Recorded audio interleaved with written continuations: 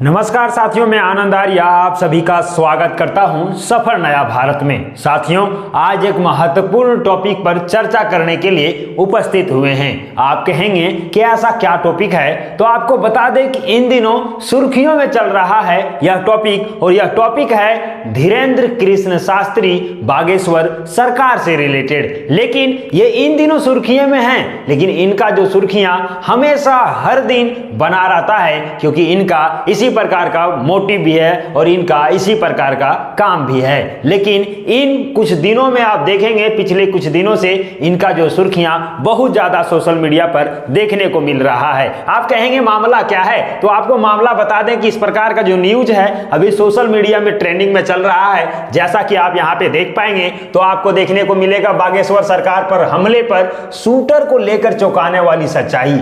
आखिर भाई साहब, बागेश्वर सरकार पर शूटर का क्या रहस्य हो सकता है? दूसरा आप देख लीजिए, बाबा बागेश्वर की जान को खतरा।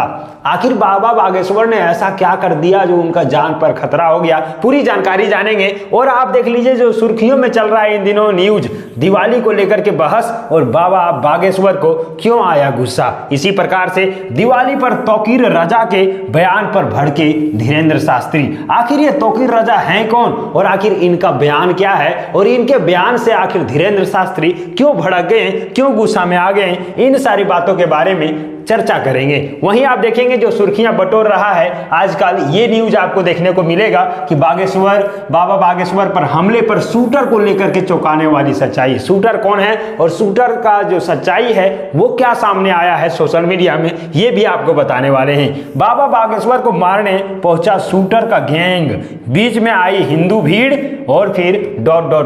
आखिर क्या हुआ, ये सारा माजरा क्या है, इसके पीछे की सच्चाई क्या है? बागेश्वर बाबा के घर से 50 मीटर की दूरी पर बड़ी गिरफ्तारी। किनका गिरफ्तारी होता है, ये सारा अभी सोशल मीडिया में ट्रेंडिंग में चल रहा है। तो चलिए इसी खबर के साथ आपको हम लिए चलते हैं आगे, आपको लेकर के जाने का प्रयास करते हैं और बताने का प्रयास करते हैं कि आखिर टोटल माजरा क्या है, आखिर टोटल मैटर क्या हुआ है, जिसके कारण धीरेन्द्र कृष्ण शास्त्री, जो हमेशा सुर्खियों में रहते हैं और हिंदुत्व का चेहरा है और हमेशा अपने कथावाचनों में, प्रवचनों में हमेशा हिंदू राष्ट्र की बात करते हैं, हिंदुओं को बढ़ाने की बात करते हैं, हिंदुओं को जगाने की बात करते हैं। और इनका जहां भी प्रोग्राम होता है लाखों की लाखों संख्या में श्रद्धालु होते हैं, भक्त होते हैं, हिंदू मानने वाले हिंदू धर्म के लोग होते हैं और इनका प्रवचन सुनने के लिए जाते हैं।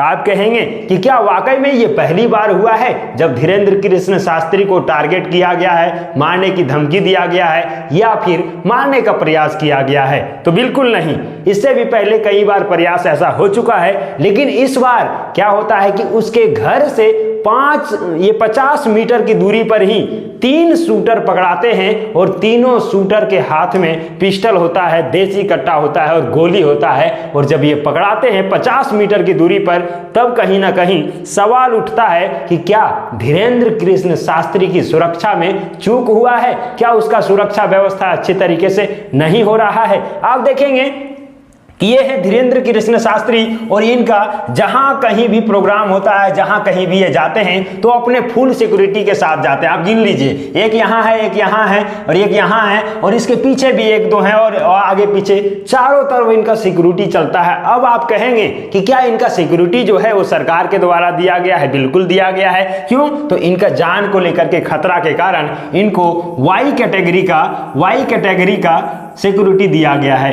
अब वाई कैटेगरी सिक्योरिटी में आते क्या हैं, तो 8 से 10 सुरक्षा कर्मी आते हैं, 8 से 10 सुरक्षा कर्मी आते हैं। और इस सुरक्षा कर्मी में आप देखेंगे तो कमांडो भी होते हैं, और कमांडो के साथ साथ देखेंगे तो हथियारबद्ध सुरक्षा कर्मी भी होते हैं, जो इनके साथ साथ हमेशा तैनात रहते हैं, हमेशा चलते हैं। लेकिन आखिर वास्तव में दिवाली के दिन आखिर ऐसा क्या चूक हो गया कि उसके घर से महज 50 मीटर के दूरी पर 3 शूटर पूरे प्लानिंग के साथ आ पहुंचे। चलिए इनका भी सच्चाई आपको हम बताने का प्रयास करेंगे, लेकिन उससे पहले आपको बता दें कि धीरेंद्र कृष्ण शास्त्री को जहां भी आप कहीं भी देखेंगे तो ये अपने पूरे सुरक्षा कर्मी के साथ होते हैं, पूरे सुरक्षा कर्मी के साथ होते हैं। 1 2 3 4 5 कहीं भी आप गिनेंगे तो आपको हमेशा इनके साथ सुरक्षा कर्मी तैनात मिलेंगे और पूरे मुस्तैद के साथ तैनात मिलेंगे। कोई भी इनका आप देखेंगे तो आपको पता चलेगा कि नहीं, ये हिंदू का जो उभरता हुआ चेहरा है,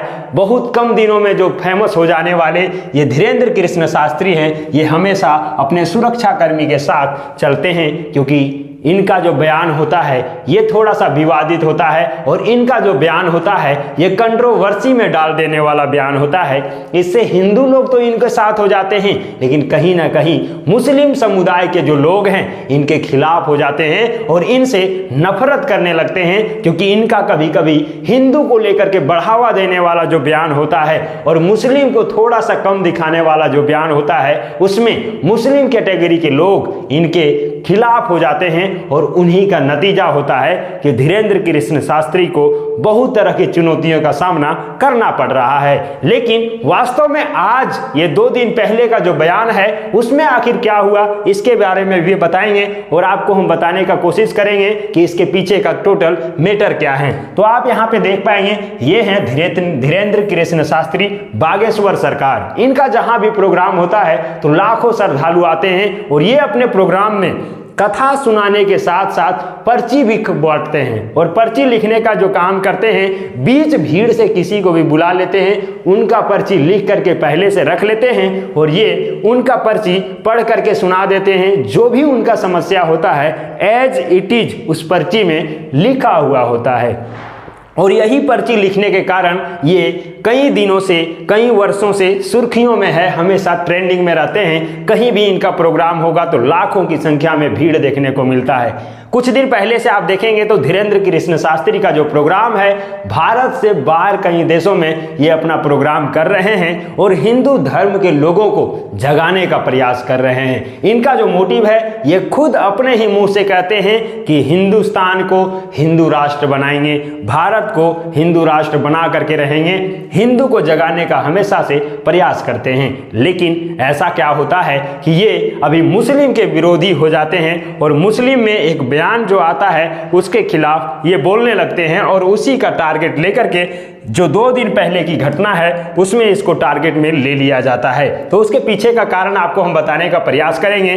कि जो अभी इनको मारने की धमकी दिया या फिर मारने का प्रयास किया गया, उसमें इनके घर से 50 मीटर की दूरी पर ही 3 शूटर थे और तीनों शूटर को आप यहाँ पे देख पाएंगे तो ये है और ये हैं और ये हैं भाई साहब। ये तीनों जो है ये शूटर बन करके जाते हैं, एकदम देसी कट्टा को लेकर के, पिस्टल को लेकर के, गोली को लेकर के जाते हैं। तीनों का हम परिचय आपको करा देने वाले हैं। पहला जो है वो मुबीन है उर्फ बड़े खान, ये बड़े खान के नाम से जाना जाता है और ये इनका जो है मामला जब इसका दर्ज हुआ और इसका जो है समेत चेक हुआ तो इसके साथ हत्या की कोशिश समेत 3 केस दर्ज है इनके नाम पर, जो बड़े खान हैं। वहीं दूसरा जो आरोपी है वो है कुंज बिहारी पटेल। इसमें चोरी, लूट, हत्या की कोशिश समेत 5 मामला दर्ज है।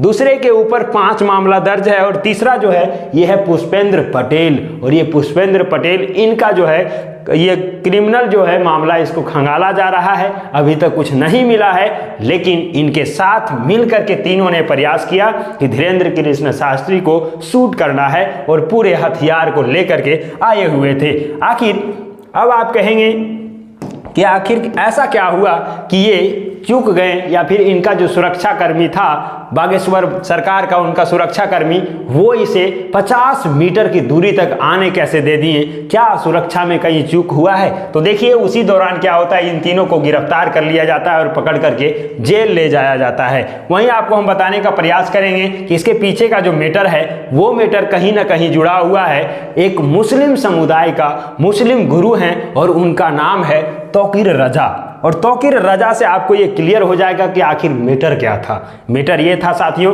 कि दिवाली के कुछ दिन पहले ये तौकीर रजा जो मुस्लिम का गुरु हैं, और इनके बारे में थोड़ा सा बता देते हैं कि तौकीर रजा खान एक भारतीय राजनीतिज्ञ और इस्लामी मौलवी हैं। वे बरेली सुन्नी मुसलमानों के धार्मिक नेता हैं और उत्तर प्रदेश स्थित एक राजनीतिक पार्टी इत्तेहाद-ए-मिल्लत परिषद के संस्थापक भी हैं। और वे अहमद रजा खां जो बरेली के परपोते, अहमद रजा खां ये बरेली के हैं और उनके परपोते हैं कौन, तौकीर रजा। तो आप इसके बारे में जान गए। जो सुन्नी इस्लाम के बरेली आंदोलन के संस्थापक भी हैं। कौन संस्थापक है? तो अहमद रजा इनका जो दादा है वो संस्थापक है, उन्हीं का जो है पोता है, पर पोते हैं, तो आपको ध्यान रखना है। लेकिन यहाँ पे मैटर क्या होता है, तो ये हैं तौकीर रजा, और ये तौकीर रजा दिवाली के कुछ दिन पहले ही एक विवादित बयान देते हैं। आप कहेंगे क्या ये पहली बार इनका विवादित बयान है? तो जी नहीं, इनका विवादित बयान सुर्खियों में रहता है।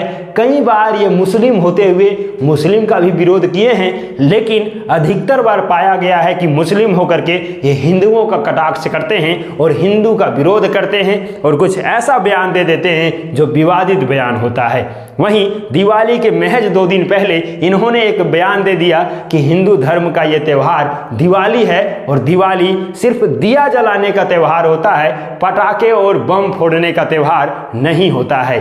दिया यदि प्रेम से जलाया जाए तो वही सबसे बड़ी खुशी होता है। लेकिन इन्हीं का जो बयान है, इसी बयान पर धीरेन्द्र कृष्ण शास्त्री का बयान आया। उन्होंने कहा कि जब 1 जनवरी होता है उस समय लाखों करोड़ों लोग घर में दिवाली जैसा बम और फड़ाके फोड़ते हैं, उस समय किसी को कोई तकलीफ नहीं होता है, कोई नियम कानून लागू नहीं होता है, कोई रोक लगाने वाला नहीं होता है। लेकिन जैसे ही हिंदू का त्यौहार आते हैं तो इस प्रकार के लोग आकर के कहते हैं कि सिर्फ बम नहीं फोड़ना है, फड़ाके नहीं फोड़ना है, सिर्फ दीपक जलाना है। नहीं, हमने सूतरी बम रखा है और जब दिवाली आएगा तो सूतरी बम भी फोड़ेंगे और पूरे खुशी के साथ दिवाली मनाएंगे, ऐसा कहना था धीरेन्द्र कृष्ण शास्त्री का। वहीं धीरेन्द्र कृष्ण शास्त्री ये भी कहते हैं कि ये लोग हमारे त्योहारों में अड़ंगा डालते हैं, हमारे त्योहारों के समय इनको दिक्कत होता है। इन लोग भी जब ईद मनाते हैं तो ईद मनाते समय बहुत सारे जानवरों की हत्या होता है, तो क्यों ना उस हत्या को बंद कर दिया जाए। इससे क्या होगा, जीव का जान भी बच जाएगा और उनका त्यौहार भी अच्छे तरीके से मना लिया जाएगा। तो इन सारे बयानों को लेकर के जब धीरेन्द्र कृष्ण शास्त्री ने इनका कटाक्ष करते हुए जवाब दिया, तो हो सकता है कि मुस्लिम गैंग के लोग और भी एक्टिव हो गए और उनको मारने की साजिश करने लगे। इनके पीछे की और भी सच्चाई बहुत ही कम समय में उभर करके आने वाला है। फिलहाल इन सारे सुर्खियों के बारे में आपका क्या राय है, जरूर कमेंट करके बताइएगा कि वाकई में क्या तौकीर रजा जो है इनका बयान सही था, और जब इनका कटाक्ष करते हुए धीरेन्द्र कृष्ण शास्त्री ने इनका बयान दिया तो क्या उनका बयान से आप कितना सहमत हैं और आपका इस विवादित बयान पर क्या राय है। और वहीं धीरेन्द्र कृष्ण शास्त्री के ऊपर जो मारने का प्रयास चल रहा है, उनके पीछे जो साजिशें चल रहा है, उस साजिश को लेकर के आप क्या कहना चाहते हैं, आपका क्या प्रक्रिया होगा, आप कमेंट बॉक्स में जरूर बताइएगा। तो इस प्रकार के ताजा तरीन अपडेट से, न्यू अपडेट से जुड़ने के लिए और खबरों को जानने के लिए सफर नया भारत चैनल को सब्सक्राइब कर लीजिए और नोटिफिकेशन बेल को दबा दीजिए। अब दीजिए हमें इजाजत, मिलते हैं आपसे अगले ही वीडियो में, तब तक के लिए जय हिंद।